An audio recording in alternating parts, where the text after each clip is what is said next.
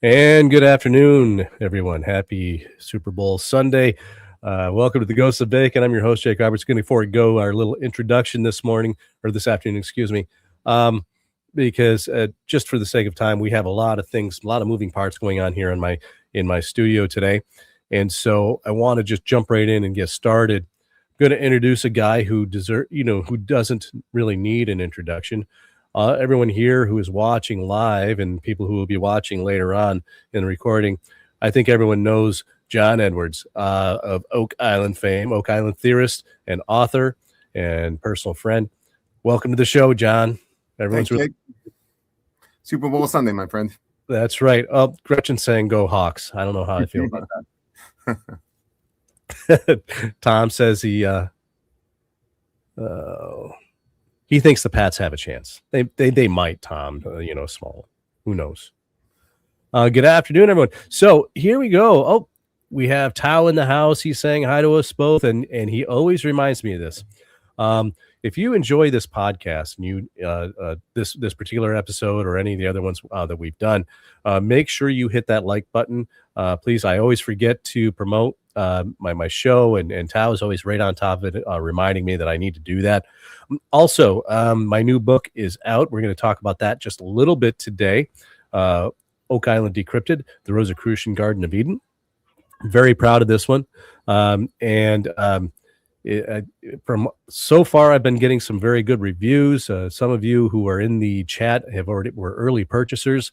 There are some typos in there. Then in the next episode, those of you who bought the early version picked it up before we actually caught some of the typos. So I'll be giving you shouts out to tell you where they are and how to fix them and what should be there, because there are a couple of words missing in one of the pages. So I want to make sure I do that. And I want to thank all of you for your support. Those of you who ordered my book and those of you who plan to, I appreciate you very much. You can see I have it over my shoulder here. Some of you have a personal copy coming. Penny, Patty, you guys know who you are, along with a couple of other people who have requested it. So, John, before I get into, at the end of the show, I'm going to be sharing with our audience, our live audience, a part of what I've uncovered and have published in Oak Island Decrypted. But before I do that, I want to give you the floor, because you called me a couple of days ago. I did. Very excited. And I'll leave out all the colorful language that you and I use when we talk to each other on the phone. But you said, you've got to see this. And, we pop in a Google Meet and you started showing me something. And you started because my jaw hit the floor as usual. Mm-hmm. I couldn't believe what I was seeing. And you have solved a huge piece of a mystery, a riddle, if you will, that has been perplexing people for centuries. And I'm really excited to have you actually announce your discovery here on the show, on the program, Ghosts of Bacon, of all places. I mean, you could, get on much larger platforms where you're going to have a much larger reach, but instead you chose, to come on here as a friend and share what your discovery. And the best part of it was that I made a small contribution to it. Yeah. Where I said, did you see this? You said, oh my gosh. And so it's like, a lot of the people watching this know how you and I do this, John, where all of a sudden we get together and we start talking, and then next thing you know, we're just finding stuff and making discoveries. And it's just kind of how we play off from one another when we talk. So what I would like to do is go ahead and give the background of this discovery and lay it out in terms of kind of the historical perspective, other people who have, tried to kind of delve into this mystery, but what you did to actually solve it, because in my mind, what you did here is nothing short of genius. Go ahead. Well, Jake, I've been studying symbols, icons, iconology, myths, comparative religion, comparative, symbology, all sorts of things for the past 30 years. And, it's my field. It's kind of my niche. It's what I do. Some people speak foreign languages. I speak in the language of symbols. And I look at what I call the etymology of symbols, even though that refers to words. And I really go into where the symbols track, where they come from, families of symbols, of a symbol database of just families of symbols. So I really take into account what a symbol means, what it is in context. I've also had a privilege in the past many years to work with yourself, codebreaker extraordinaire William Russell, and Templar historian Gretchen Cornwall, who we wrote a book together, and that's soon to be published, called Codes of the Hidden King. It took me 3 years of diving down on the tradition to understand the tradition. I'm pretty confident with the tradition and what it is and how to look at something and know for a fact what I'm looking at. Symbols weren't a problem, and the esoteric wasn't a problem. But then when you have combined forces of Gretchen, myself, and William, and yourself, and of course, shout outs to others like Scott Clark, Corey and Chris are in this field as well. There are certain things that we start to share. James McQuiston, was in this field. And, when we started to collaborate and share it, it was a lot was going on. But it took me 3 years to really figure out what I was seeing. And when I did, and once you see it, you can't unsee it. You can't unsee it. That was the first words about, yeah. You can't unsee it.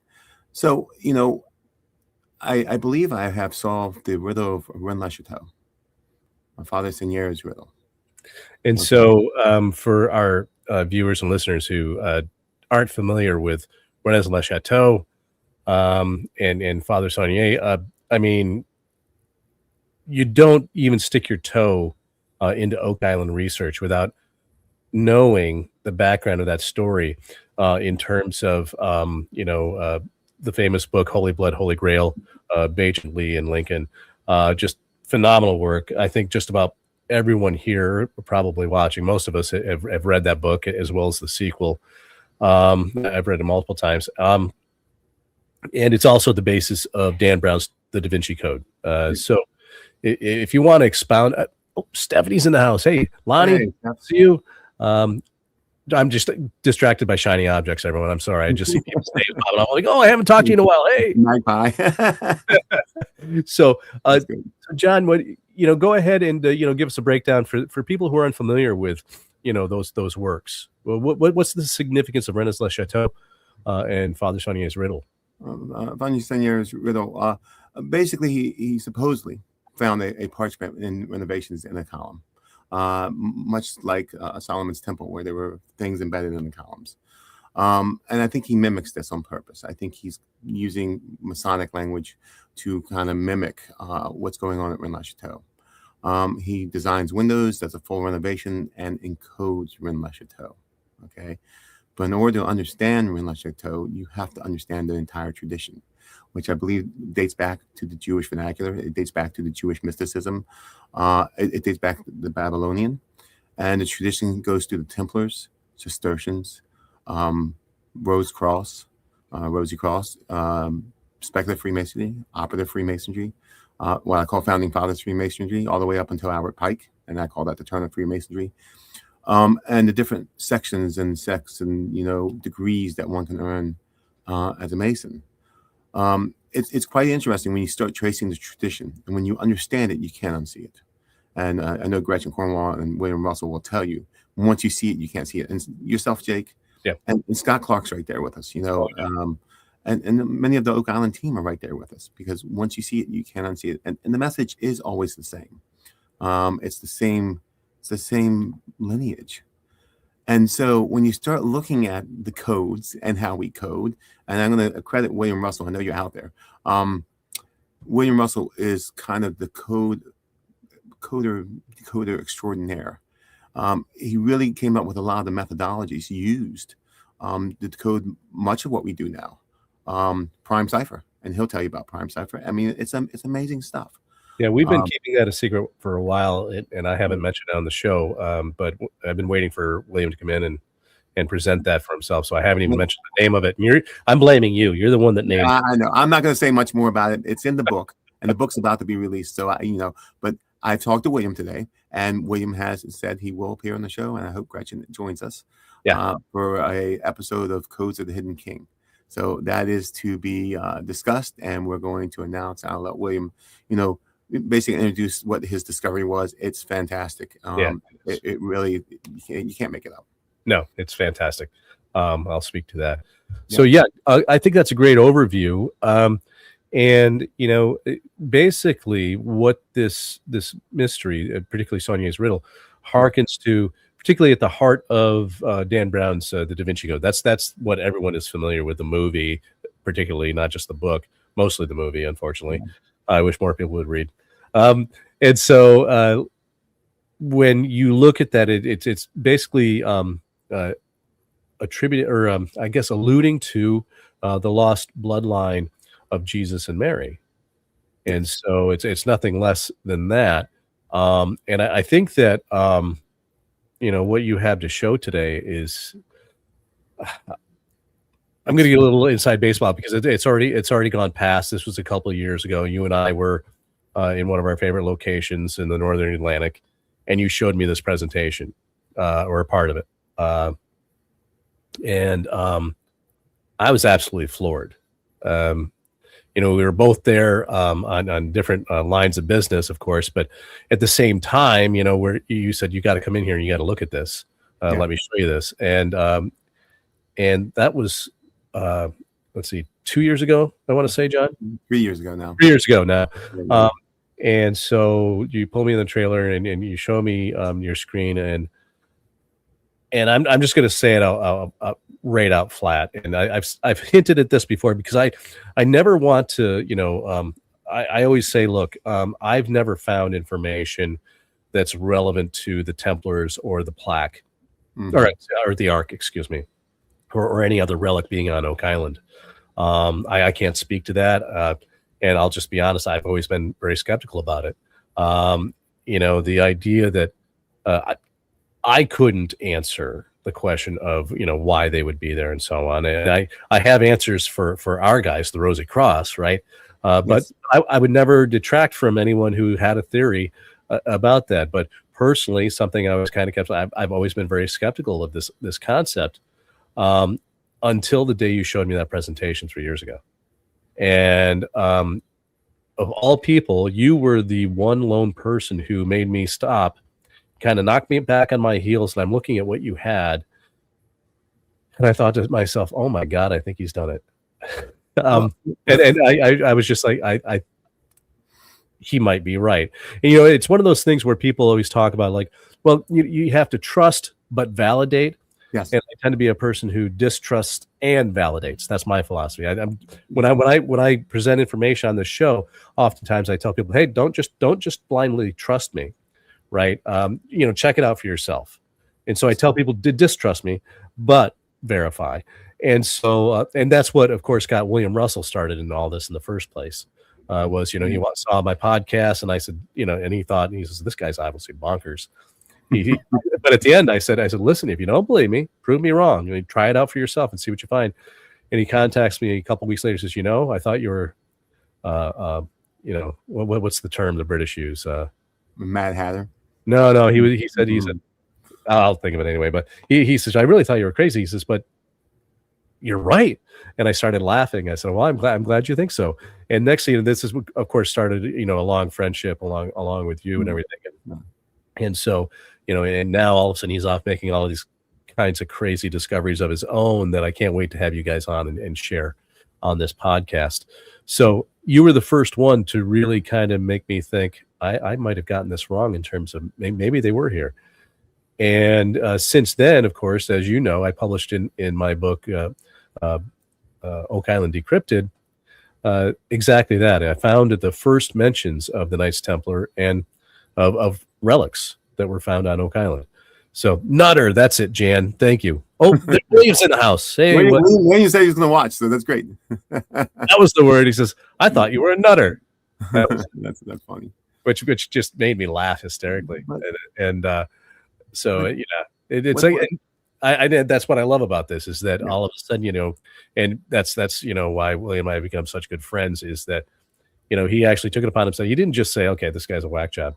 he's a nutter. Instead, he says, well, he accepted the challenge, and Yeah. started looking at it for himself. And now he's made, taken what I've done and made all kinds of discoveries above and beyond, just like other people, like Adam and Francis Thomas and Jason, all you guys. Z is out there. So now we have this little community that is basically corroborating each other's work, and it's really exciting stuff now. I think we're going to be unpacking information at a exponential level at this point. Absolutely. So John, enough of. Well, let me. I want to give you the floor. I say enough of me like blathering on. I want you to go ahead and talk about and add to it. So the way I decoded this thing, and I'm sure many people are familiar with this, with over in Le Chateau, I looked at the common modalities of coding, and you had to understand or have a basic understanding of all the coding methods. If you were missing one coding method, you couldn't do what I do. You couldn't do what you do. You have to be versed in this stuff. You have to live and breathe this stuff. And I had to write a book with Gretchen and William to immerse myself in the way they thought. We call it in the field of education, you and I are both teachers, we call it immersion education. You have to get into the mindset of a Templar or a Rosicrucian and think like they think, and use all the context clues, but you're using all the context. What were they reading? What were they doing? Where were they traveling? Were they using codes? If they were, what were the codes saying? What codes were broken? Was there spycraft going on? You have to take all this into account. What forces were at play? You have the Catholic Church. That was a force in play that had a huge influence in Europe. You had the European crowns. You had the Protestant Reformation. You had all these possibly the Merovingian bloodline. You're born the divine right, and therefore you have divine right to rule. You have all these forces, and whether they're true or not true is debatable. That's what scholarship's about. But if an idea has legs and starts to walk, like my noble family was from the Merovingian bloodline, and people believe it has power. It has power. Absolutely. Yeah. And there was teachings, church teachings, even in the church, there's, liberal and conservative teachings. You had the Reformation going on. You have crowns that were interested, in resources and exploration. So there was a lot vested in this, and there was a lot of spycraft going on. And as you know, Bacon was definitely involved in spycraft. 100%. So I just took everything historically that we had looked at.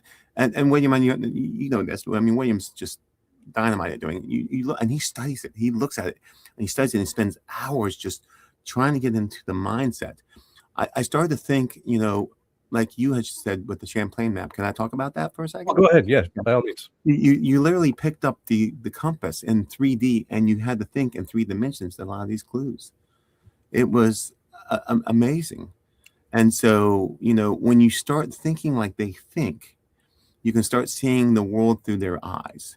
Mm-hmm. And that's how you decode. And so I just took all those lessons. Saunier was a Martinist, which is kind of an off stem of Masonry. And they found him, and he started to code. And much of the things that he was coding were the way Masons code, the way Rose Cross coded, the way things were decoded all the way back into the Jewish systems, especially in the Jewish systems with gematria. It was based on substitution of letters and numbers, and then you really get into like Rosicrucians and the time of age of exploration, when Bacon's literally inventing, substitution ciphers with letters and numbers, just like gematria. He was versed in gematria. He was versed in the Hebrew. We know that because his frontispiece has the auspicious name of God, Yahweh, and he's writing in Hebrew. So we know these are very educated persons that are involved in doing this. So I just took all that and said to myself, okay, I have a basic understanding. If I didn't, hey, Jake, William, can you run some numbers for me? Because we all have our area expertise, and the way to solve, in my mind, Oak Island or any of this is through collaboration. And people have said this, and I can't say Judy Rutherbush, fantastic researcher. She helped me a lot in understanding this tradition, and hopefully I can pay it forward to Judy karmically, because I've decoded some things that I think she would be very interested in, and I think it's a game changer when Yep. they see it. I'm working with Scott Clark to vet those things, and you yourself, William, and others to vet it, because I want to make sure that I'm presenting properly, and I need to be able to take the gut punch. If it's wrong, it's wrong. Right. Okay. And that's why I always try to hold myself, and Judy's great at this. I think about, if I'm presenting in front of Judy, what is she going to ask?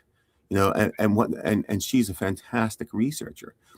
She's really taught me what research is, and how to be thorough with the research. And I'll be making some speculation today. Okay. It still needs to be vetted. Okay. I'm just saying what I would interpret this, and what I'm going to present from a purely symbolic perspective. I have some time frames, of course, and things that logically make sense. Some of this ties into research that we've already done. Some of this ties into much of Judy's research. Right. And I don't want to go any further than that, because that's still being vetted. But I would like to share what I've discovered. So if Absolutely. you don't mind, let's share the presentation, and I'll run through it. Or Okay. would you like me to share? Yep. I've got it queued up on the stage. All you need to do is make it full screen. Okay. And I'm going to pull us out of the way. And okay. Hold on, let me get to the screen real quick, Jake, if you don't mind. And while you're doing that, I do want to say, it's like when you reached out to me last week to help you edit your newest book that's coming out. I'm just going to kind of preview a little bit. Sure. And that was what you asked me to do. Is like, okay, so find the holes. Where are the holes? And that's, you and I have spent the last week going back and forth, and I think that what you have now is something that I'm in your debt, Jake. People are going to love what you've done, and I'm going to go ahead and let you take this away. I'm adding your presentation up to the screen. Okay, and I'll let you make that full screen. Yep, going there now. Okay, so I'm going to make this full screen and talk about it. Okay, here's Seigneur, Father Seigneur. He finds this parchment. His claim is that the parchment itself is old, and it's part of renovations. I'm not sure if I buy that. I think that he found something significant, and he made or created a mythology around it to encode information that's extremely important. And he does. He comes up. He says he decodes this riddle: shepherdess, no temptation. That Poussin, 10 years, hold the key. Pax 681, by the cross and the horse of God, I complete this guardian demon at midday blue apples. The church is based on that. Now, he has stained glass commissioned during his lifetime.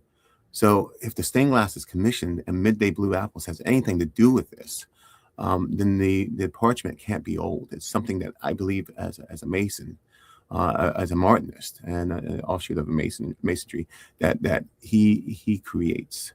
Okay, I'm going to pop in, and just to clarify for the audience. Yeah. What everyone is looking at on the screen is the riddle that allegedly Father Berenger Saunier had decrypted from a parchment. And what John is saying is that if this parchment predated the renovations in the church, then it doesn't make any sense. But what you found, John, what you've uncovered, and what other people have uncovered, is that this riddle kind of plays out within the architecture and the renovations that Saunier built into the church. So therefore, it logically follows that he had to be the source of. Correct. Logically, it follows. Yeah. Okay. Jake, can you pull this out for a minute and let me come back to the chat for a second? Yeah. Okay. Yeah. Do that just for a second. I want you to show the video. I'm going to start with the decoding of this by midday blue apples. And okay. Okay. So I'm going to punch out of this, come back into the chat or the live stream here. Okay. And I would like you to show that. Now, I saw this, and what we're about to see is I call it a glimpse of it. It's a light anomaly that happens at midday. And if we'll watch this full screen, Jake, what happens with the light anomaly is at some point when it gets close, I believe the statue Saint Roche, and Saint Roche is the is the saint of travelers, especially transatlantic travelers during the time of the medieval Renaissance period. Every saint has in the church has a specific thing that they're a saint of. And when you study the saints themselves, the church really starts to make sense, culminating with of course, Saint Mary Magdalene.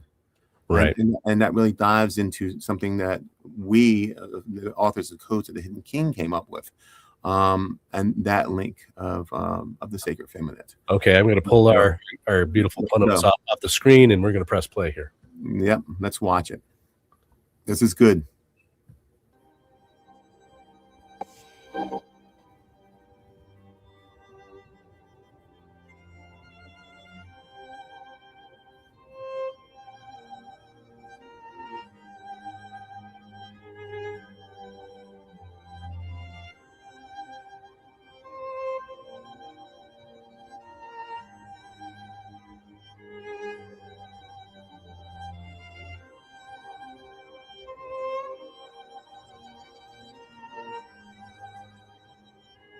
Sure, everyone caught that.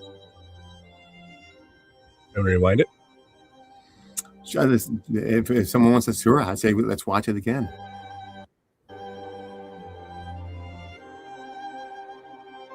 Now, this is just a glimpse of the light anomaly. I would imagine when that light anomaly fully forms under the statue, that we see something entirely reminiscent of Oak Island as manifestation of the elephant. Now, to clarify, I mean, this is what they're calling an elephant. This is what they're calling an elephant. And, you know, because they don't have the context that many of us have when we look at this shape, you know, being fans of the show, The Curse of the Island. Jake, what's it look like? You made this, and you came up with this. It could be another animal, by the way, Jake. Yeah, in my mind, and I'll talk about that at some point. It appears to me to be, you know, the shape of one of the dolphins that appears on both the publications of Sir Walter Raleigh and Francis Bacon. So this shape here, John, what I hear you saying is what people identify as, you know, being one of the big links between Rennes-le-Chateau, yes, and Oak Island, Nova Scotia. Now, this is, I believe this is not the strongest part of my argument, okay? Right. And there are connections that I have based upon proprietary resources that I have that can link it as well. So, you know, this is, are you going to show the frontispiece, Jake? No, I'm just showing some of the comments. And Jan's asking, is that shining through a stained glass window? Yes, Jan. Yeah. And so this is kind of the crux of what John is going to be presenting today, is the idea that the way the light comes through the stained glass windows at Rennes-le-Chateau, it gives us clues in how to solve, you know, the mystery of Oak Island. And as Gretchen says, blue apples as a result of a stained glass window on January 17th. That's when the light does its most to play on the walls here and on the. Now, what's interesting, Jake, is in masonry, they always talk about the light of God. It's always the light. Look to the east. This is very interesting because I don't see the full anomaly yet. This is just a glimpse of it. And if it keeps going, I have a feeling it's going to make an exact shape of Oak Island. Now, mathematically, he has the windows designed. Okay.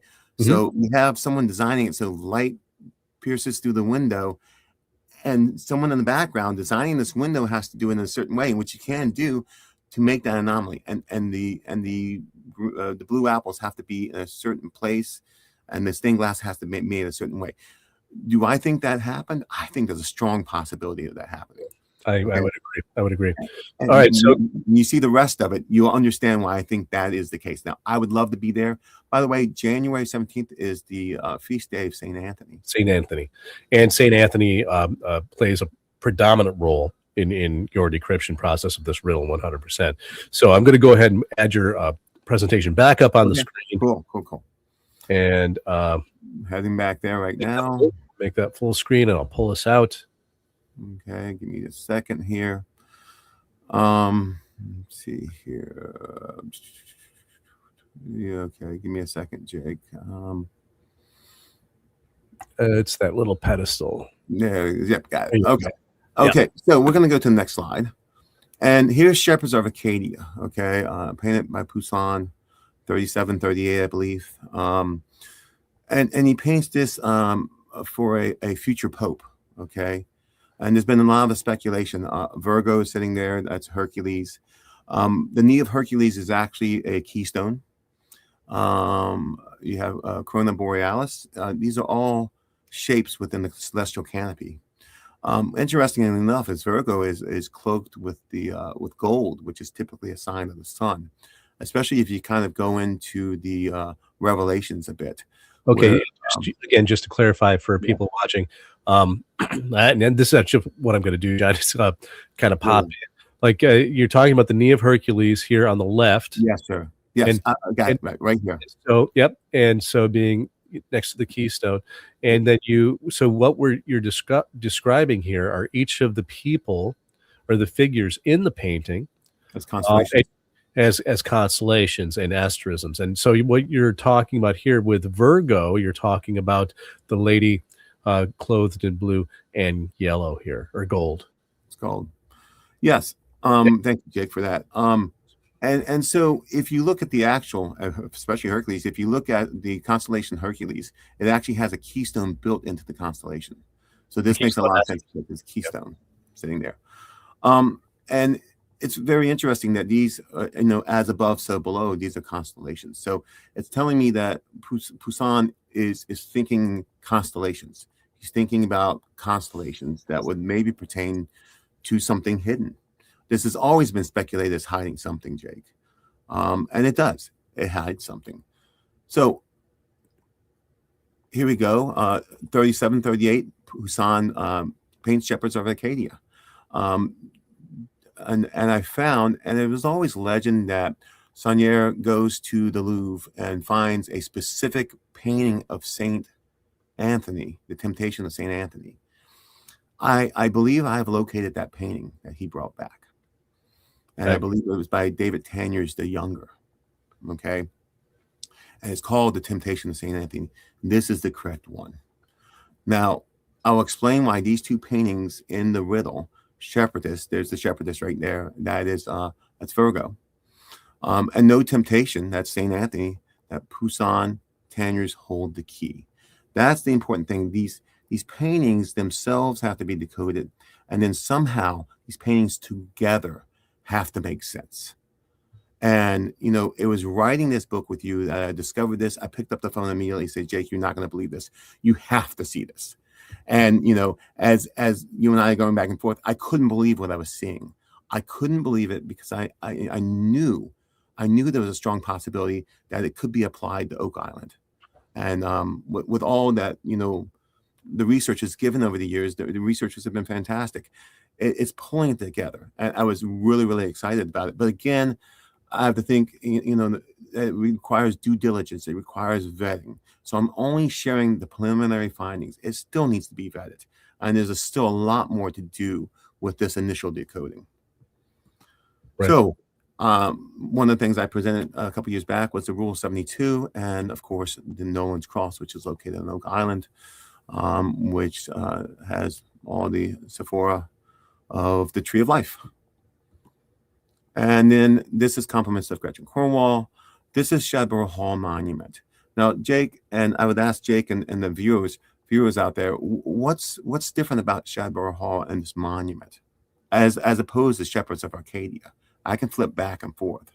Yeah, there are a couple of differences. And I think that Cor Lindahl was the first to point out that there is what looks to be like a box on top of the memorial. So that's one change. The other, of course, is that it's flipped. It's reversed. I believe he called that the box of Archimedes. Archimedes.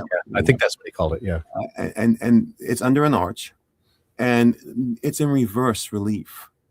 And this is interesting. Now, I have a book coming out, which we'll announce at the very end of the show. We actually have two books coming out. The one book is really a collaboration and corroboration of the other book. You have to understand the methodologies in order to write the book that I just wrote. So it's in reverse. There's a lot of mirrored imaging going on in Rennes-le-Château. Melusine, Gretchen talks about how Melusine reflects the divine nature with her mirror. She represents Mary Magdalene and the Sacred Feminine. There's a lot of the sun on the tracing board and the moon, and the Masonic tracing board. The sun provides the light, the moon reflects it. In Christianity, we reflect the light of Christ. Right. So we have light. Yeah. So it's all this long history of reflection in long history, especially in Christianity. Christianity and Judaism, there's a huge reflection. Even ancient cultures, the moon reflects the sun. So there's this whole idea of light and the phenomena of light. So here we are, shepherds of Arcadia again. And if I'm reading this right, and this is an instruction, Jake, what is this instructing us to do? You have to flip it. You have to mirror it. You have to flip it. I've termed it luminous inversus because in order to illuminate the painting, you inverse it. And it's actually something I have patented and copyrighted. It's a reverse and slide. Okay. Right. So we reverse it and slide it, and we get that. Now. Okay. So for people who are watching and are confused by the process of what just happened, this is one of the things that when you sent me your original manuscript, John, where I said, okay, so here's what you're going to need to do is what we have to do is we have to explain. You did this digitally. If everyone can see that now it has been mirrored, and then the mirror image is kind of slid over to reveal symmetry, right? And it has to form a sacred shape, like the triangle and the tau, and the right in the middle of the painting.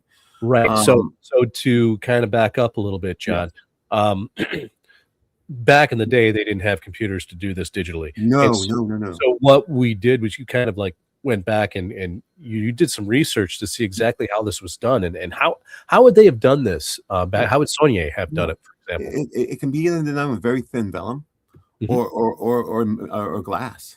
Yep. There's different ways of using it optically. And so it's just a slide. So you kind of slide these things back and forth. And if you're doing it correctly, it reveals something. You would have to copy this painting perfectly on very thin pieces of paper. Now, artists used it during the medieval and Renaissance time. They were using glass. They were using ways of providing, themselves with exactly where a dot would go.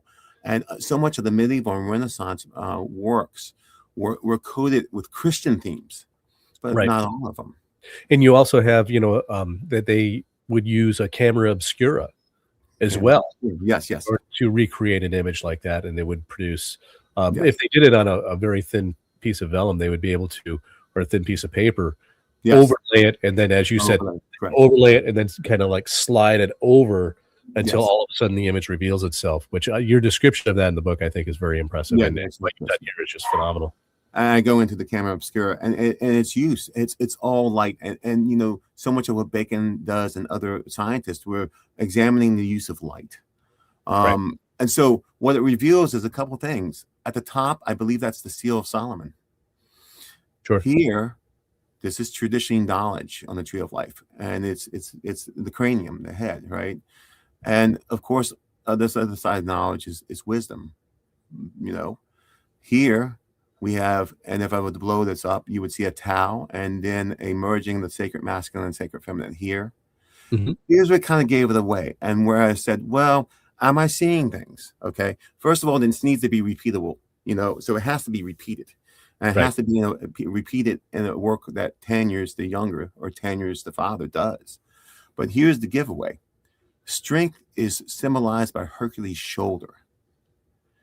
And mercy is right here. You see this? Yes. And then right here, the mercy spot is Virgo, and she looks like she's pregnant. Now, you have to understand the etymology of mercy in the Jewish tradition. One of the definitions of mercy in the Jewish tradition is womb, as in pregnancy, as in, this is it. And John, I'm getting you excellent breakdown, but we have a question here. Sure. Because our friend Albert is at it again. He says, "What stone is missing? Kingdom, where the treasure is located."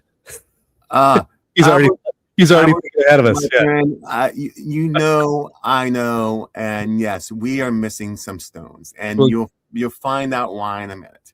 You're going to be satisfied, Albert. Don't worry. You're going to be satisfied. And so we have what I believe is a winged figure, but I also believe this is the cornerstone that the builders threw away, which is Masonic, and then the feet representing the bottom of the tree of life. But you're right, we're missing Yesod and we're missing Makuth, or are we? So now remember, Tanya's Pusan hold the key. So here's David Tanyers. Now, Jake and listeners, watchers, if this is to be proven true, the same methodology I used on the Shepherds of Arcadia has to work on this. And the way I did it, and this discovery, the reversal on the discoveries was 10 years ago. I remember showing this to a colleague at work. I said, Denise, am I seeing things? She goes, no, you're not seeing things. And I slid it just like that. Now, there's a clue of where to slide it, and it's Pax. The goddess Pax 6 here. It sits right here. And right here is the goddess Pax. And the goddess herself marks the point at which the painting needs to be inverted and turned or slid. So to clarify, Yes. if anyone out there missed it, where you placed your cursors, right around that statue that's in that niche in the wall at the very center of the painting. That's That's the goddess of Pax, which is the Roman goddess of peace and prosperity. She's holding a cornucopia on the left hand side and her right hand. So, and just as an aside, Jake, what do we see right here? Oh, it looks like a boar. It looks like a boar. What was the symbol? What was this boar symbol of, Jake? And Heldrew, in my mind, let's see. Hang hog is Latin for bacon, I reckon. Yeah, I believe this was in Bacon's coat of arms as well. It is. So there it is. There's kind of a key to what's going on. These are contemporaries. These are during the Elizabethan and after period. This is Age of Exploration. This is mid 1600s. Okay, so Rosicrucian movement and even some Masonic movement is happening. Masonry is starting to form as an offshoot or a natural progression of the Rose Cross. So, Jake, if I've done this correctly, and I slide where Pax, the Roman goddess of peace, is, it should form another side of this, okay, which should be able to be decoded. Now, Albert, our friend, said, John, you're missing a couple Sephora, and I am. Okay, So there she is. Shepherd, no temptation. Pusan, Tanya's hold the key. There's Pax. That was a clue. And then I reversed it. Now, what we have here, when I slid it over, we have an apple sitting here. The apple is always a symbol for forbidden knowledge. I matched this up here. This is King Solomon with his arms stretched out. I went to every Renaissance and medieval painting and matched this. This was a typical image of King Solomon with his arms stretched out in bounty. Here, this is what's called a shedrum. She has rooster feet, and she's presenting St. Anthony with the false grail. Okay? Right. And for those of you who weren't aware of the temptation of St. Anthony, basically he was tempted with the false grail as sort of a temptation of his greed or avarice, and he passed. And I'm going to do close-ups of this, Jake, but there's a creature here with horns, screaming, yelling. I believe this is an early representation of the Royal Arch of Enoch. And of course, Jake, what would be at the keystone of the Royal Arch degree? The cup of Christ. Cup of Christ. And very Christian idea. You can see the Grail up there. Yeah. You can see the Grail. And just for the listeners' sake, when John was showing this to me, I said, okay, hold on. Maybe. I said, let me try this because and sure enough, all I did was I copied the exact image. I slid it according to the directions, and all of these images just simply appeared. And it's just an amazing technique that you've recovered there, John. Jake, if it's one thing, okay, I'm gonna write it off as just symmetry. You can say it's symmetry, and Right. if it's you're gonna get reflection, so you're gonna have. But then you have the apple, then you have Solomon, then you have Asmodeus, which appears under. I'll do a close up of Yeah. Asmodeus that appears under the Royal Arch of Enoch. You have the keystone, which this is all Rosicrucian symbolism. It's all forerunner for Masonic symbolism. Hmm. And so at this point, Jake, I'm saying to myself, you know what? You have something here. Now you've duplicated the process, you use scientific method, and it's repeatable. So let's keep going. Here, if you can see it, I've kind of blown it up, but this is a demon in here yelling and screaming. I even have an even closer image of that. Here's King Solomon. Here's the apple, and here's a W. And if you know anything about the tradition, Mary Magdalene's very prominent in the tradition, and that is Cassiopeia. Cassiopeia. Yeah. Cassiopeia, which is Gretchen Cornwall has equated with Magdalene. So again, I'm pulling from many different researchers here, and it takes a village to do this. Now I'm going to continue with this because I have even closer images of this. Yep. Keep going. Now there's the Grail. There's the false Grail, and see here she has rooster feet. Okay, she's a demon presenting St. Anthony with the false Grail. Notice the twins, Gemini, in the background. Okay, and twins also has a special, a special significance to what you do, Jake. You come up with twin quite a bit in cipher. So, you still there, Jake? Yeah. Sorry. Okay, I said you come up with twin quite a bit in cipher. So, Indeed.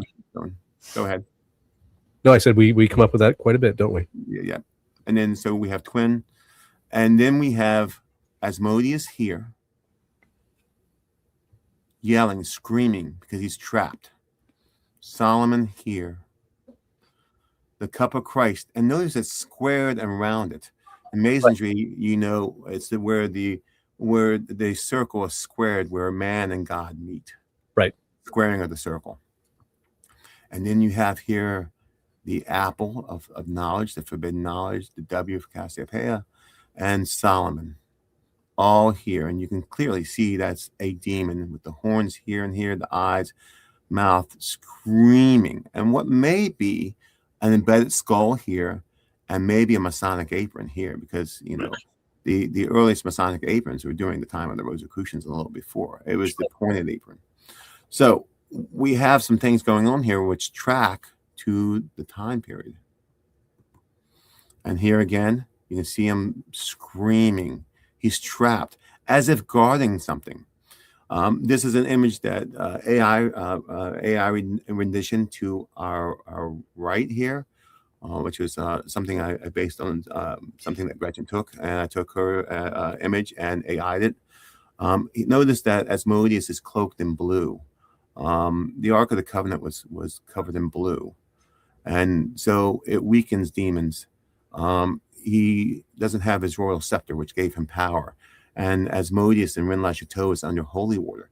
And, at Oak Island, we have a swamp.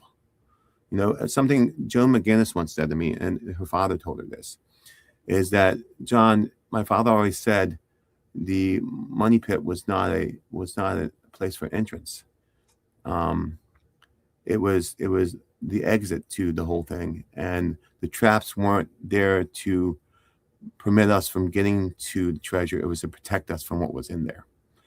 Whether that's true or not, who knows? But it's what they believed, not what we believe. Sure.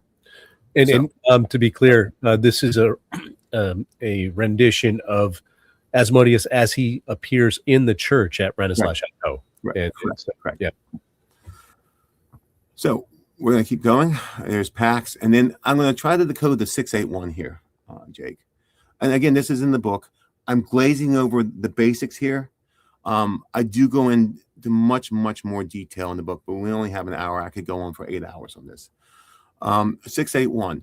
So one of the ways that Masons and Rosicrucians and even modern day secret societies code is they use a series of numbers. And the series of numbers sometimes represent Bible verses. So I said to myself, okay, let's see if this holds and tracks. So I found it. 681. Psalm 681. And it says the following, and it's present tense, future tense.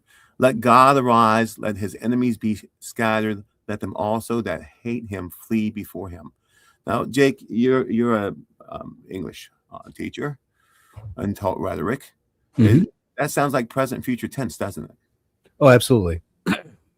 So I said, well, what does that mean? It took weeks. I said, okay, let me go ahead and just put that into Google and see if anything comes up. And I did. The same words were used, there's very similar words were used in Numbers 10:35, but that's past tense. Right. And let it come to pass when the ark sets forward that Moses said, rise up, same language, rise up, Lord, and let thine enemies be scattered, and let them that hate thee flee before thee. Same language, except this is a present future tense, and this 10:35 was a past tense. So what I hear you saying is that 681 from the riddle is Yes. representative of this idea of the ark rising. Correct. And it's not a past rising, it's a present and future rising. Correct. So he encodes the fact that, hey, I anticipate that someone's going to decode this one day and that the ark will come to the surface again. Now, what the ark is, Jake, is debatable. Is it Bacon's lost works? Is it the real ark of the covenant? Now, and according to the painting, it's being guarded by Asmodeus, which does track with the Book of Talmud and other Jewish sources of Solomon's temple that, you know, Asmodeus guards the Ark of the Covenant.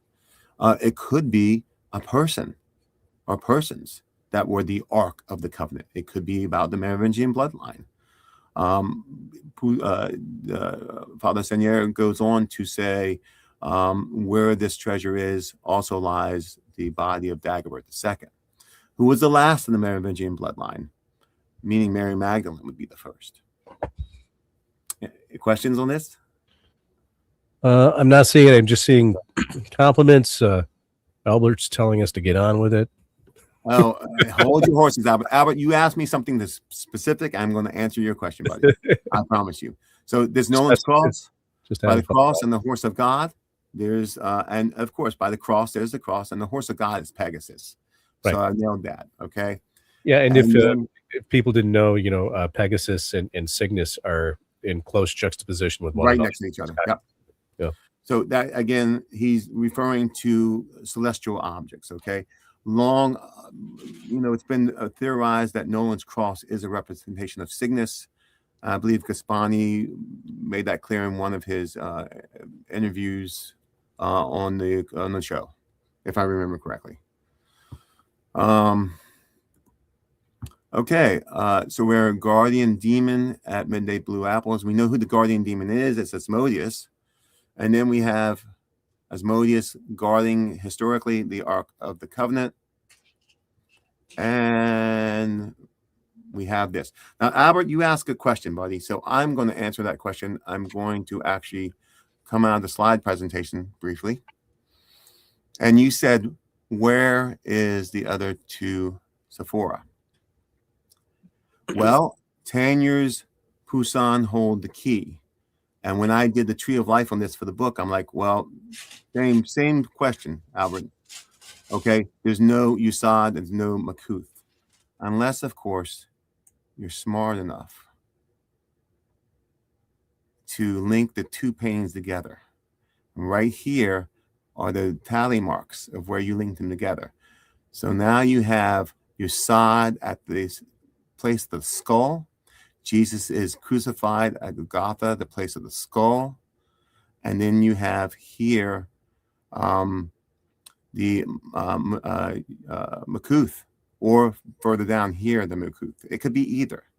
But right in here, you have the place of the skull representing the Yusad. And it evenly tracks with everything. So here's the vault, right? And in Freemasonry, in the Royal Arch, the vault is literally underneath, John, right?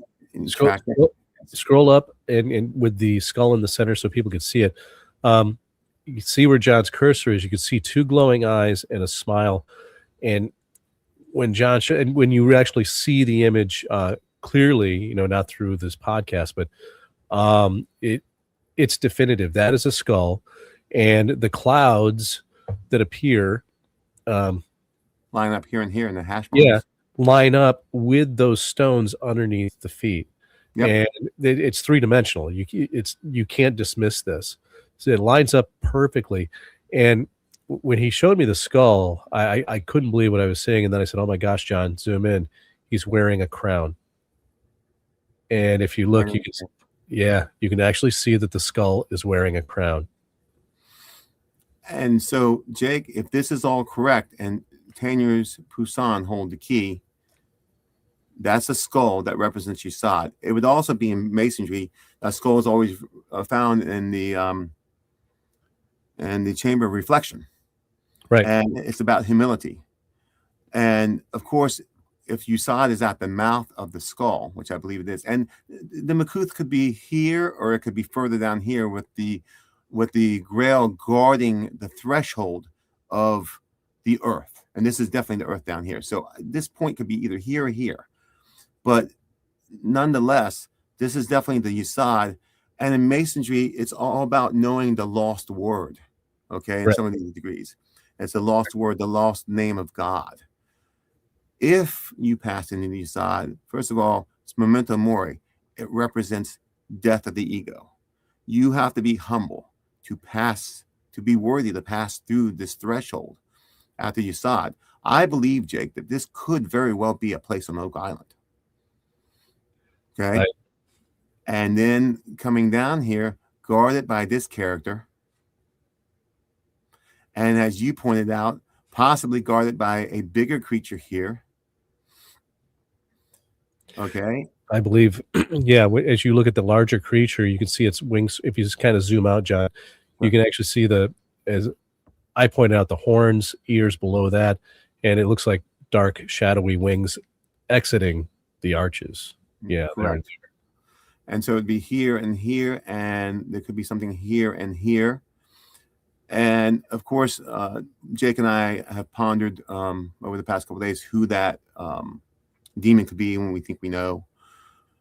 And coming down here again, you have Solomon and Asmodeus. And as you know, in Templar lore, Jake, Asmodeus guards the Ark of the Covenant. Correct. And so Solomon's in here, Cassiopeia, there's Mary, and the apple forbidden knowledge.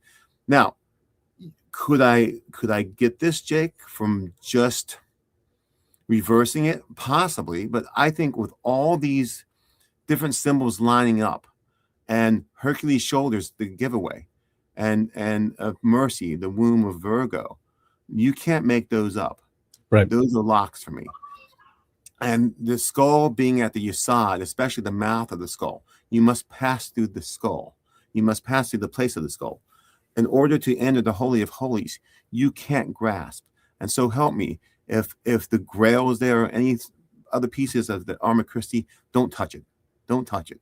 It literally, if this is something that, I'm not saying this is real or not real, I'm saying they thought it was. They were, Dee was working with angel sigils, and there was grimoires, and Pope Heronius has a grimoire of how to control demons and such. Right. Am I saying this is real? No. Am I saying that they thought it was real? Yes, I am. 100%. 100%. And in the modern day sense. But, who knows if this is actually Nolan's cross? Who knows what traps are down there? Oh, for sure. Who knows what guards? And you have to be worthy. I hope that answers Albert's question. I think it is. And for me, gang, it's like when John showed me the skull and how the seamless way these paintings fit together in this way, I was completely dumbfounded. You can't make this up. This is something that, as you look at those hash marks of how to line it up, and then you see the images that it produces together. Right here and here are the hash marks. Right here and here. And the stonework goes into the clouds here. And so these do work together. Father Salier, he solved it. He solved it and then encoded it in his church. Yeah. Great presentation. Keep going. This is we'll just move on here, and I'm going to show this real quick if you don't mind, Jake. Absolutely, please do. Make that full screen. Sure. I'll blaze through this real quick and full screen, and the last slide here is right here. This is something you helped me with, Jake, in the past couple of weeks. It's going to be a book on exactly my findings. It's a much more detailed book than what I gave here. This was just an overview. It's called The Ark of Oak Island and the Riddle of Rennes-le-Chateau by me, edited by Jake Roberts. That's the cover. I look at the cover, Jake, and, you know, William and I have this debate, and Gretchen and I have this debate. Who is the Ark? Is it the Ark of the Covenant? Is it Mother Mary, who the Catholic Church claims is the Ark, the new Ark for the new covenant? Or could it be Magdalene and the Merovingian bloodline as the Ark? We don't know, but something's buried there. And certainly Mary comes up quite a bit in cipher code. And this book wouldn't be possible here without this book. And this is Codes of the Hidden King. This is a masterpiece. You've read it, Jake. It's something that William Russell's a genius. It's something that Gretchen's scholarship is outstanding. It's something that's a once in a lifetime book. This is due out within days. The Ark of Oak Island is due out within days. It's already uploaded. We're just waiting approval. One is a natural progression from the other. In order to understand the riddle of Rennes-le-Chateau, you had to understand the methodologies. So one is not possible without the other. And so that's what I have, Jake. I hope it was good for your audience. I appreciate you allowing me to show it. And that's where we are. Yeah, well done. Well done. And so, you know, basically we're looking at a lot of congratulatory comments, you know, just talking about how amazing what you did was. And Albert's asking, as usual, good question, would not skull be closer to crown instead of kingdom? Not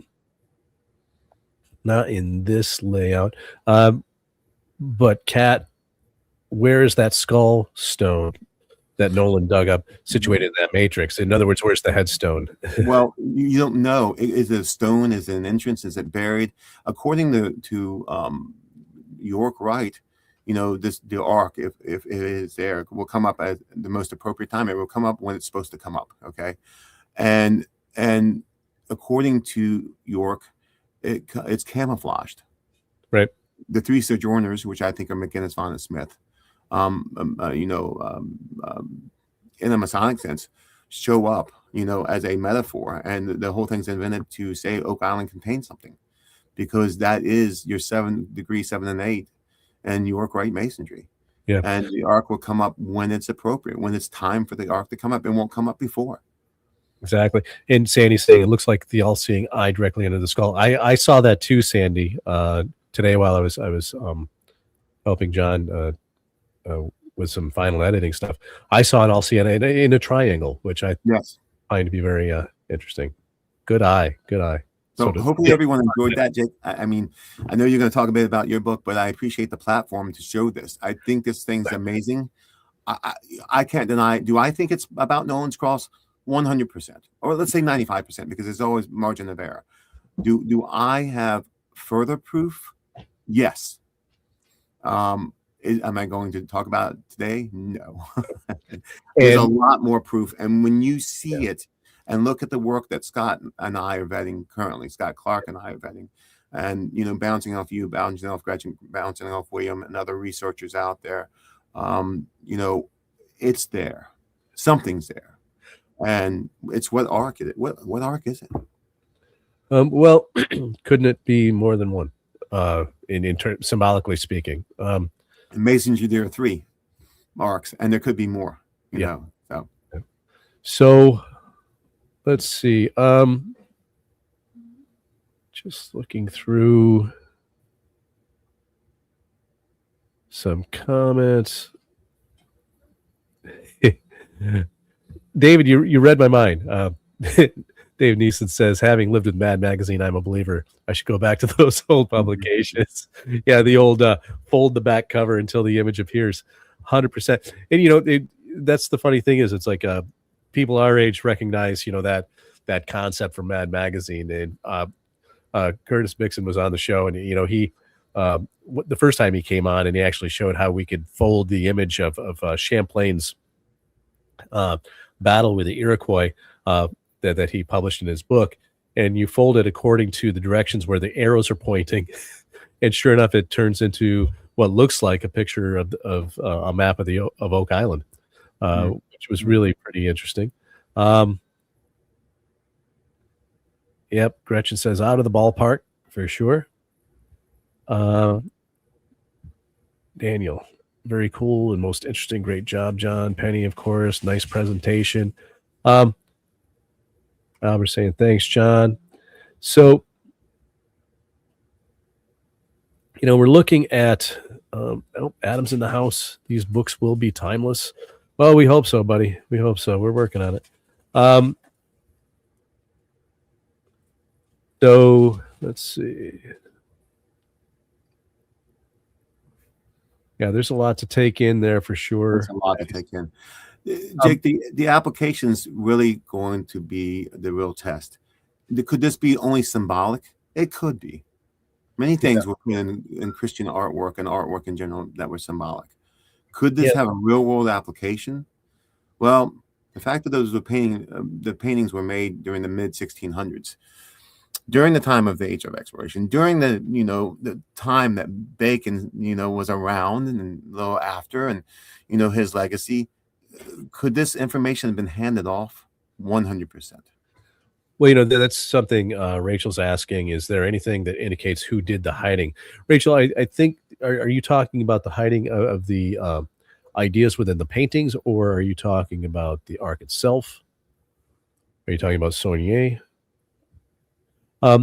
Actually, Gretchen, no, I'm not haunted. We have teenagers in the house. Tom Burns with impressive work for sure. Thanks, Tom. Appreciate that.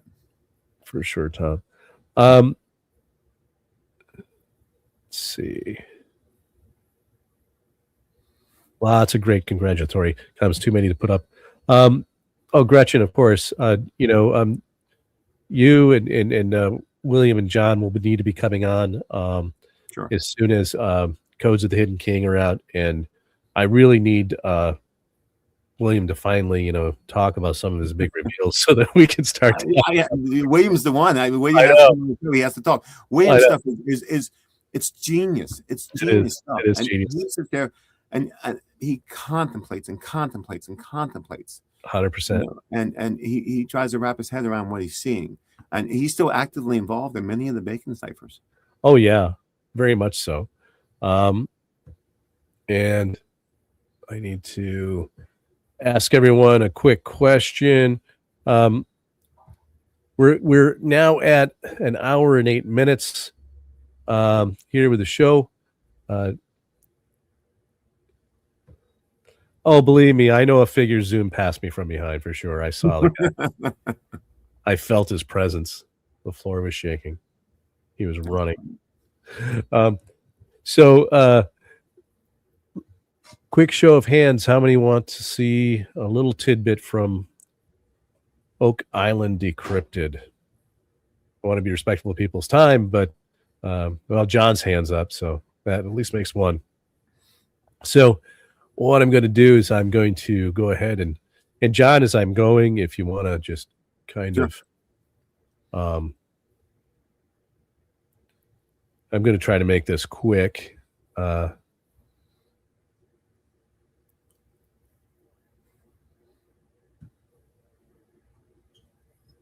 so one of the central tenets of my book were the transposition ciphers that I decrypted from Champlain's 1612 navigational chart.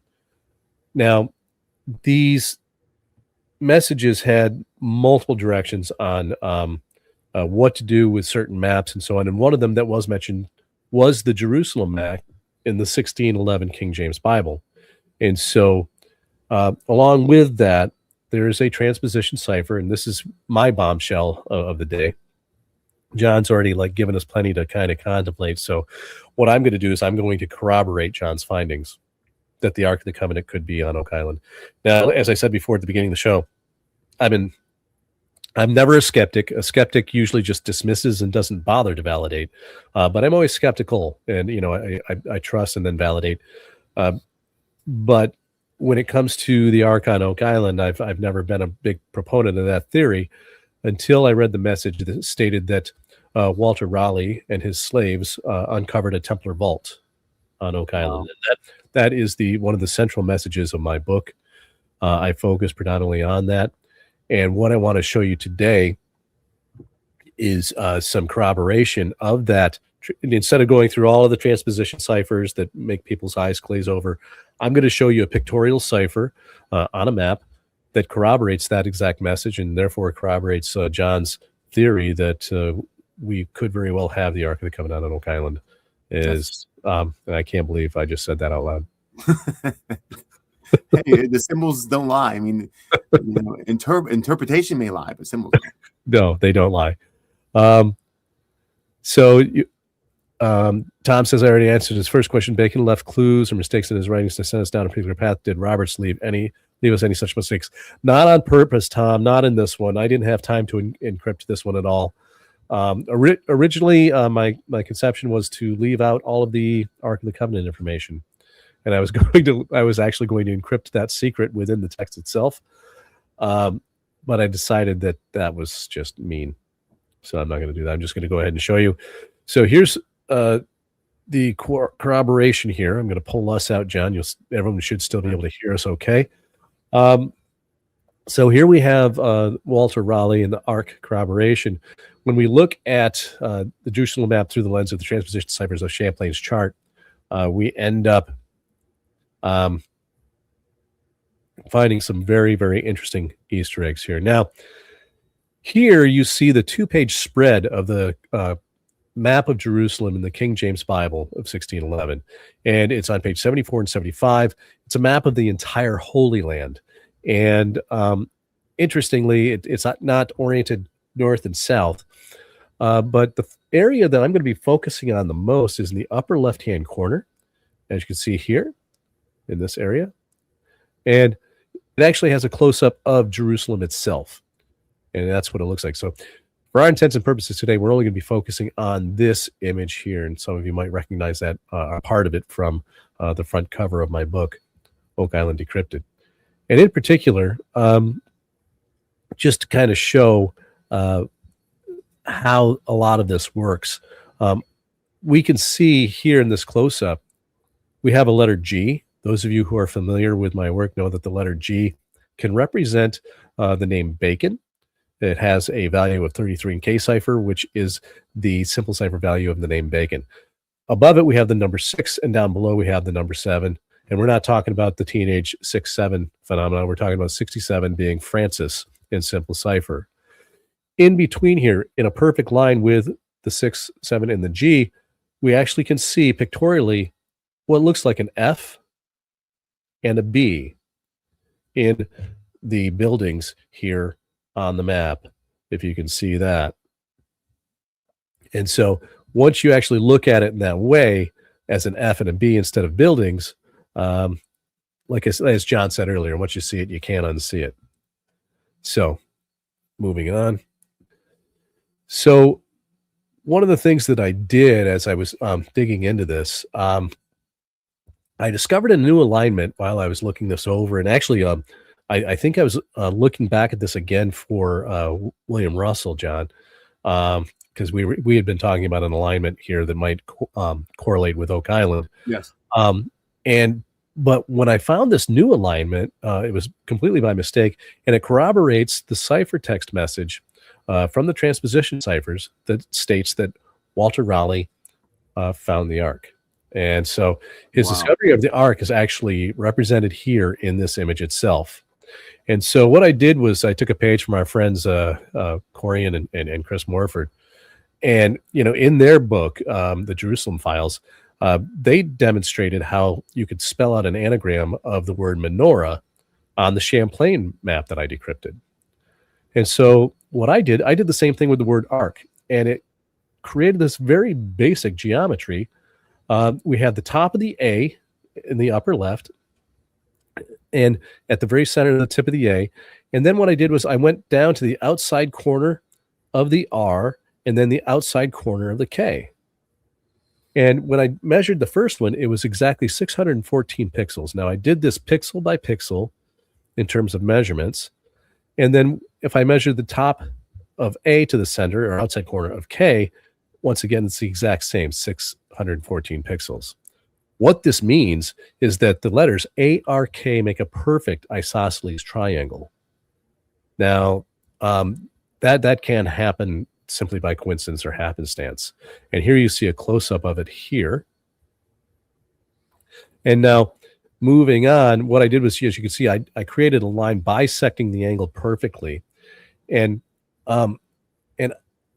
before I even did this, I set up the map to make sure that it was aligned parallel with the bottom of the screen, top of the screen in Photoshop. So I started from the same point, excuse me, from the tip of the A at the top, and the bisecting line goes downward at exactly 74 degrees below parallel. 74 is the value of Walter in simple cipher. So if we extend the line below, we follow the line where it goes, and I had to put it on its side so you can see it goes down to an image down below the bottom of the map of Jerusalem. And I don't know if you can recognize that object as it's on its side, but it leads directly to the Ark of the Covenant, a picture of the Ark under the map itself. So it points to one of the twin cherubim that are on the lid of the Ark. And so what we have here is a form of corroboration in pictorial form of the ciphertext that Walter discovered the Ark. Our angle of 74 representing the name Walter, leading to directly the Ark at the bottom of the page. So does this represent Walter discovering the Ark on Oak Island? I believe it does. And what we have here is nothing less than a geometric pictorial message. Just by following these clues where they lead, it retells the story in pictorial form of the messages I read and that I recorded in my book, Oak Island Decrypted. And so then I thought it was kind of odd that it pointed directly at only one of the angels. But then again, after all, we have twins, right? We have Walter and we have Francis, and Walter is the one making the discovery. Because it seemed like it would have, excuse me, I'm fighting off this cold. It seemed like it would have pointed at the mercy seat where the seat of God would be. But then we have this image, which is one of the what we call the Cremona documents. And this has been debunked. This is a forgery, but nonetheless, at least that's my analysis of it as well as others.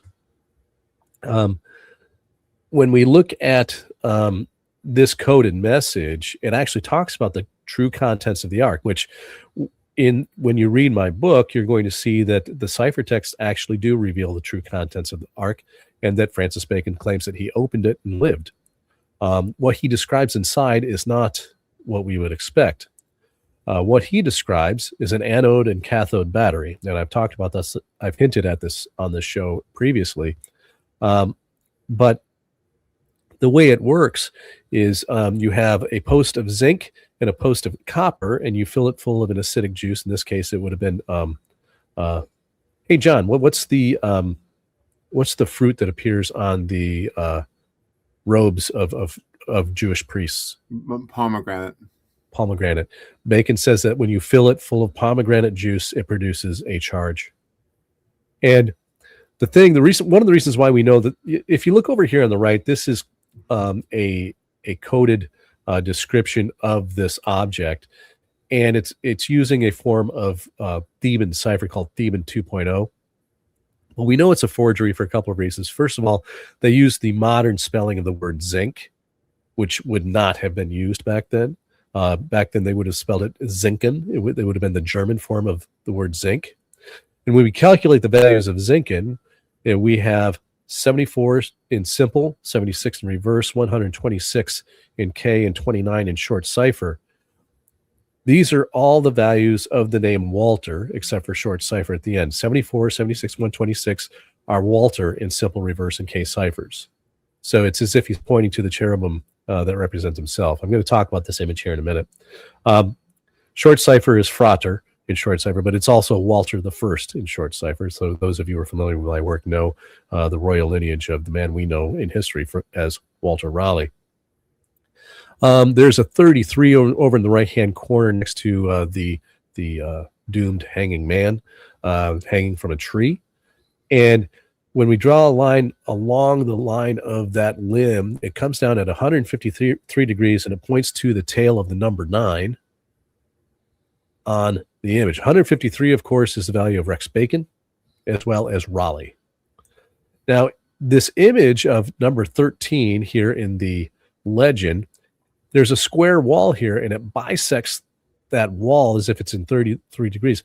When you look at number 13 in the legend, it's labeled as the Ark in Sion. And as I said, it points to our number 3, which is Josaphat's sepulcher, but the last 4 letters are left off. Now, this connects the Ark to Bacon's tomb, is what I believe is Josaphat's sepulcher. And here you see a close-up of the line cutting 3-dimensionally this 90-degree wall, and here you see it going over the Ark almost in the same exact fashion, pointing to where one of the cherubim would be, that the Walter line points to. And here, of course, you see the Josaphat's sepul. It's the only word that's misspelled. That's because it leaves out this CHRE, which has a specific value. The other thing, too, is we have, leading to Bacon's tombs, we have all of the clues that lead us to it appear on hills, which appear predominantly in my book, and meaning that Bacon's tomb is under a hill. And when we look at Josaphat's sepul, it's missing the CHRE. That means when we calculate the values of these letters, we have 33, which of course is Bacon, 67, which is Francis, and 111, which is Bacon again. So that means that Francis Bacon is not in the sepulcher yet, because he was too busy drawing this map. Josaphat totals 99, which is Francis II in simple cipher. We have 101, which is Raleigh in reverse cipher, and 177, which is Raleigh in K cipher.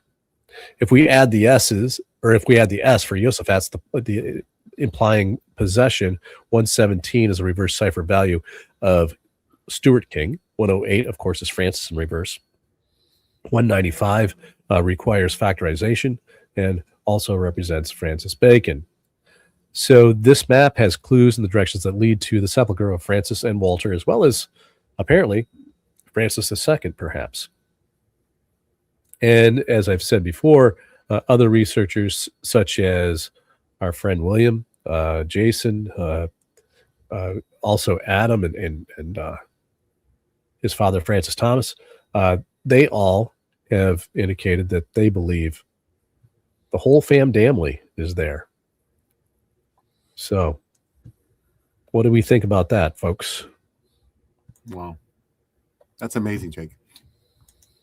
The idea that we have a pictorial cipher that just corroborates, a very complex transposition cipher and message in a very simplified form is pretty amazing. And if you want to know where that sepulcher is, gang, it's in my book, Oak Island Decoded. And so what you're going to find is that, once again, he states that they created the tomb in a hill on what he calls the Isle of the Sea Leos, or the Isle of the Sea Lions. And that was their name for Oak Island, according to my research. And when I say they, it was Francis Bacon and Sir Walter Raleigh. Yeah. Oh, thank you, everyone.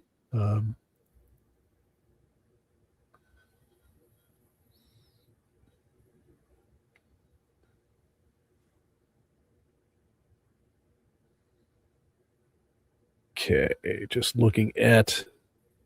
Oh, thanks, Chasing. Gretchen, thank you for that. I agree. The way that they pieced all of this together, the way they left the clues there, and then as you piece them, it every single time you look at it, that's the word that comes to mind to me as well. What they did, it was very, very elegant, 100%. Thanks, Stephanie. Appreciate that very much. Tom says, you do a great job explaining the world of ciphers in chapter 2. The teacher in you has you showing your work throughout the chapters I've read so far. I'm sorry about that, Tom. And that was one of the caveats about writing this book, everyone. The first Oak Island book that I wrote, people asked me if I could just take out all of the Oak Island information out of my first book and leave out the cipher stuff. And I said, well, I'll try to do that. With this one, there's no way around it. I had to letter by letter demonstrate how the messages were formed. I don't leave any room for doubt there in terms of questioning where these messages come from. I have to make sure that I cross all my T's and dot all my I's. CJ Green says you're right concerning the supposed Corona document. The French transcription is etymologically impossible for the time frame. Absolutely, CJ. Our friend Charlotte Wheatley says the same thing. She's an expert in the French language. And, when she goes through and she just starts describing some of the mistakes that were made in these documents, she has us all laughing most of the time when she starts explaining it. And so for me, though, and I do take the time to kind of decrypt that specific document in my book. And the reason I do it is because whoever created it, whoever fabricated it, knew what I've uncovered. They knew what I know. And so that, left me wondering, okay, so I've said this ever since my first war room, John, people ask me, said, well, how is it that all of a sudden this is coming to light with your work? And I said, I don't think I'm the first one to ever do this. I think other people have come before and they kept it to themselves. In this case, the people who would have been in a position to create that Theban 2.0 document, I believe that they were involved in intelligence circles. And a couple of them had a very shadowy sort of, particularly Bill Jackson had a very shadowy past. Yes. And I wouldn't have trusted anything that guy touched. So I'm pretty sure that there are a group of people who are definitely in the know of a lot of what we're doing here, but like I said, they tend to keep it hidden within the folds of their cloaks. And so thanks a lot, Jason. I really appreciate that from you, my friend, coming from you with all your fine work. Thank you, Lonnie. Appreciate you.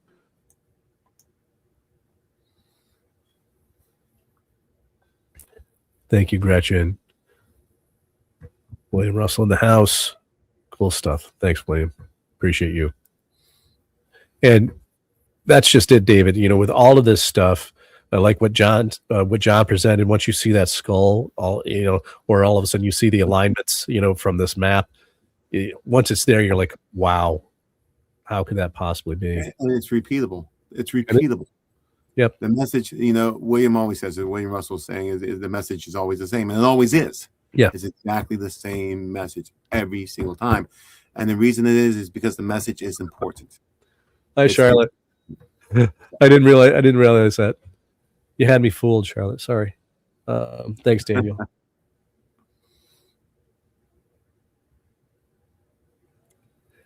Yeah, and that's just it, Gretchen. So many people do, and I understand why. They're very convincing, but that particular document is 100% fake. Thanks, Penn.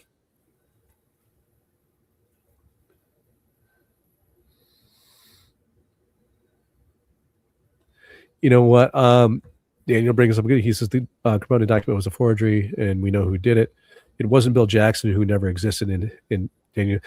Yeah, Daniel, I'm sure that that name, someone was walking around using that name as a cutout for sure, but that person was a intelligence operative, 100%. Why they would take the time to do all of this, I have no idea, and I don't tend to speculate, but I'm with you guys on that.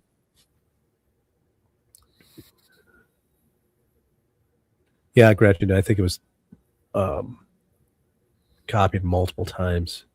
Tom says, I'm reading your book from the perspective of a Curse of Oak Island TV fan who is not familiar with your work. It reads well regardless of your level of knowledge of ciphers and decryption. Oh, thank you, Tom.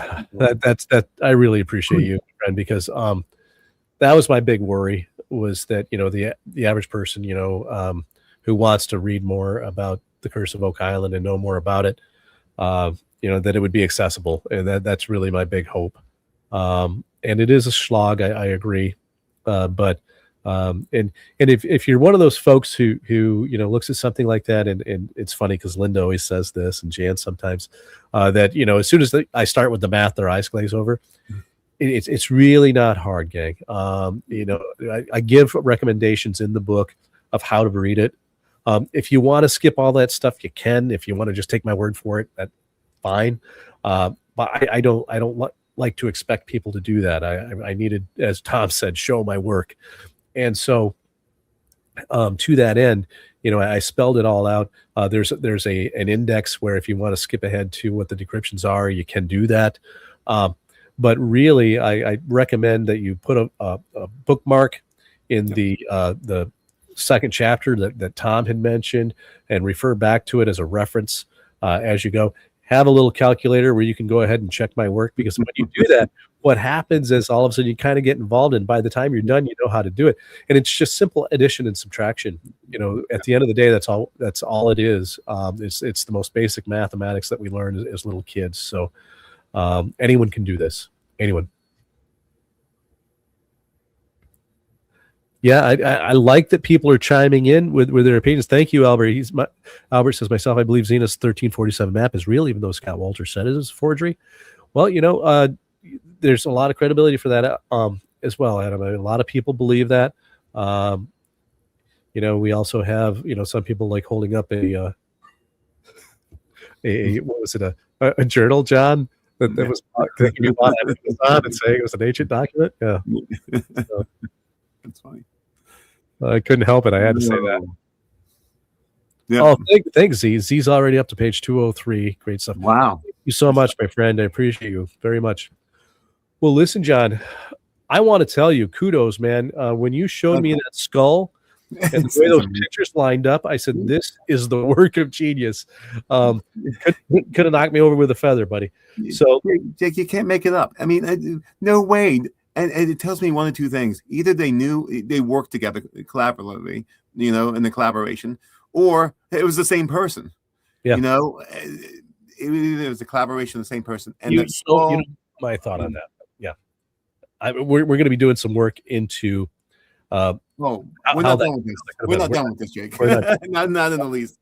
We have many other conversations, and hopefully Gretchen and William will join, and others will join. And I'm glad you guys like the work. It's preliminary. The book, I'm just presenting it, Jake, with just the clues. Yep. And again, you have to go back to the source book, which is Codes of the Hidden King, because that's really where it's all at. That's the meat and potatoes of what we do. And of course, your original book, right? Yeah. And so you started all of it, Jake. And once you learn it, you and see these things, you can't unsee it. Yeah. It's impossible. And once you start looking through these eyes, you cannot unsee it. You become enlightened. You can see things. Yeah. You walk in any ancient Gothic church, any place, and you see the same symbols over and over and over, and you know what they mean.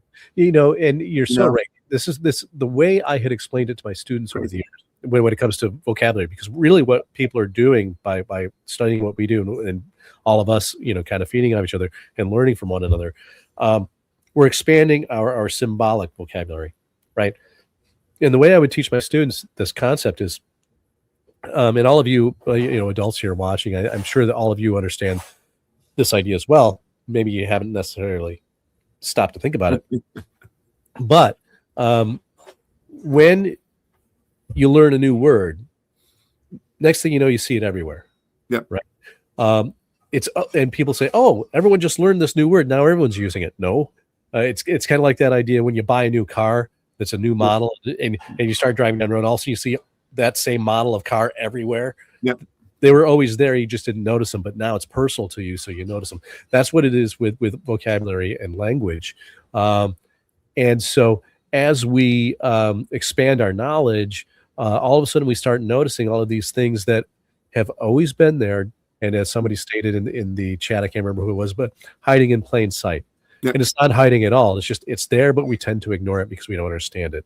Every Mason will tell you that it's hiding in plain sight, and it's all out there. It's in plain sight. You just have to know how to read it. You have to have the eyes to see. Yeah, have to have eyes to see. Yep. All right, John. So let's wrap it up.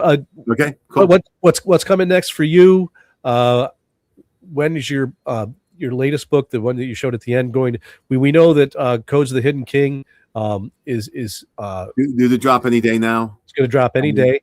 Of Oak Island's just pending, approval from Amazon, and that's going to drop immediately. Yeah. So very good. Well done today. I appreciate you very much, my friend. I'm glad that you chose. Thank you for having me. Great this platform. I'm glad you chose me to make this announcement. We're going to pop you out. Stay in the green room here. We have a lot to kind of decompress here. Wow.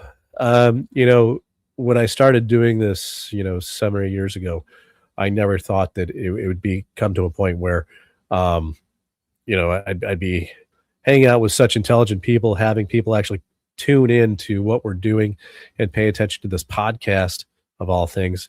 And then all of a sudden, with all of your comments, your great questions, your additions, as you chime in with wonderful information, I can't say enough. I can't say enough to tell you how much I appreciate you all very much. If you picked up the new book, Oak Island Decrypted, please take the time. If you enjoyed it, if you think it's worthwhile, please take the time to stop by, whether you picked it up at Barnes & Noble or Amazon, and write a review. The more you do that, the more avenues and opportunities I have to promote it. And so really excited about getting this information out and, moving the ball down the football field, to use the correct analogy for today, since it's Super Bowl Sunday, and see what we can do about hopefully solving this mystery for our friends out on Oak Island. So thank you for joining us today, gang. I hope you enjoyed it. A couple of big bombshells, I think. And we'll be doing this again in a couple of weeks. Coming up soon, just to give you lay of the land. Jason, I know that you're here in the chat. You're going to be coming on with me at some point. I want to lay out a little exercise for us to do together, because I think it'll be a lot of fun for the viewers. Both of us coming at an individual from history from two different pictures, and see what we can unravel there. And then, of course, Gretchen, you, John, and William are going to have to come on when Codes of the Hidden King are out. Can't wait to have you guys on. Tom, thank you for joining me. Appreciate you. Gretchen, all you folks. Stephanie, glad you could make it. And going to have you on again soon, if we can kind of coordinate it here with our different time zones. So thanks again, everyone. I appreciate you for coming and paying attention to us today. And until next time, take care.